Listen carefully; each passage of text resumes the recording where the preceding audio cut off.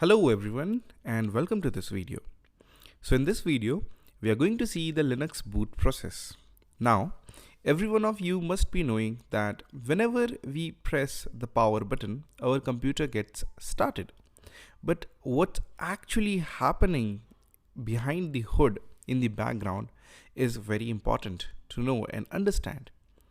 That is the reason we are going to understand the Linux boot process and how a system actually starts.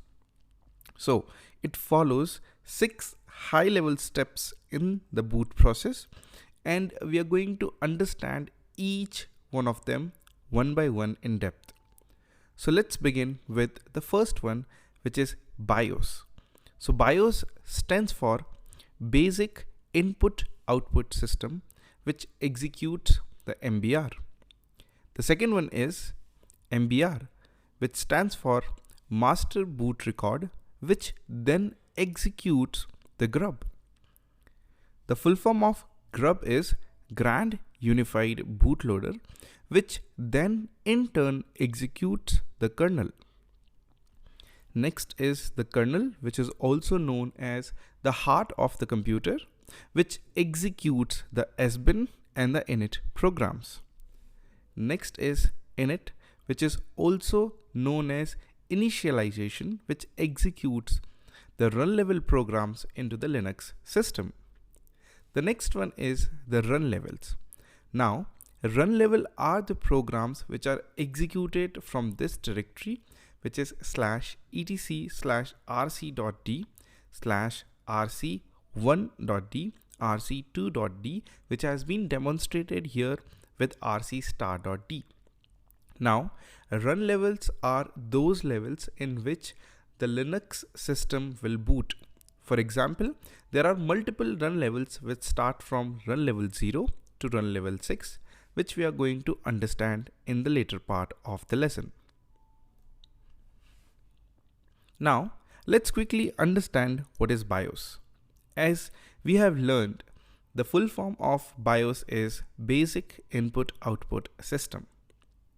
Now, what does actually the BIOS does? It performs the integrity checks. It also searches, loads, and executes the bootloader program. Now, whenever you start your computer, BIOS quickly checks for all the CD, DVDs, SD cards, and the hard disk drives which have been attached to your computer. It also checks the boot sequence. Now, if you want to modify the boot sequence, you can press the keys, which is F12 or F2, and it may also vary based on your system. The next one is the MBR, which stands for the Master Boot Record.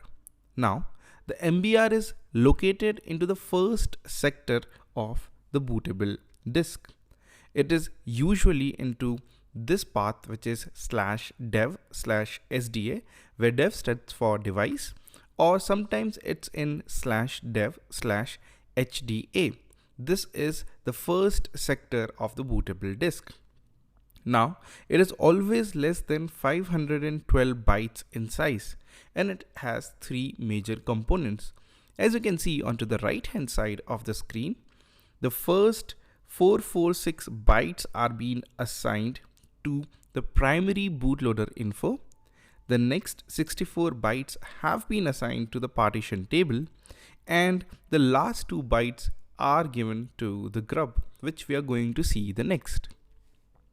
So what does grub stands for, and what is the importance of it? So grub stands for Grand Unified Bootloader. Now, it chooses the kernel image to load and it executes it later on. It is like a splash screen onto your computer which execute the default kernel images from your computer. You can have multiple kernel images like kernel 1, kernel 2, kernel 3 that can be different operating systems like Kali, Parrot, or Red Hat. So it loads and executes the kernel and gives you the opportunity to load into a specific operating system. The next is the kernel, which is also known as the heart of the computer. It executes the sbin/init, and there are multiple system programs which get executed into this step. Now, the kernel mounts the root file system into the grub.configuration file which has been specified. It also executes the initialized programs which is located into the sbin folder, which is the system bin folder. And finally, it loads the file system of the operating system. Next is the init.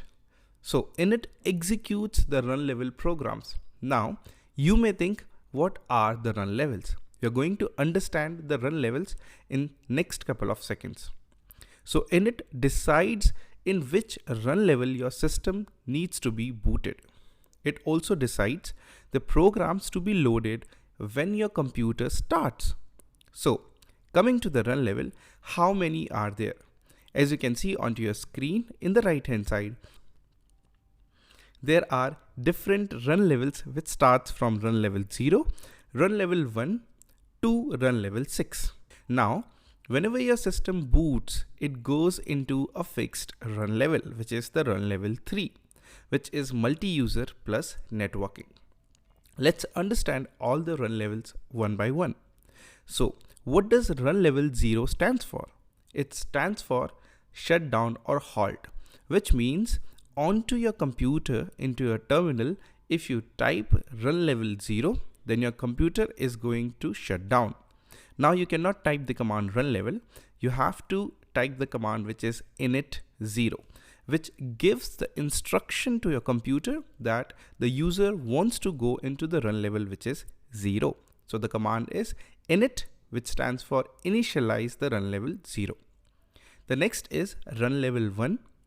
Now, if you type init 1 into your terminal, you're going to go into a single user mode without networking. That means only one user can now use the system and there will be no internet.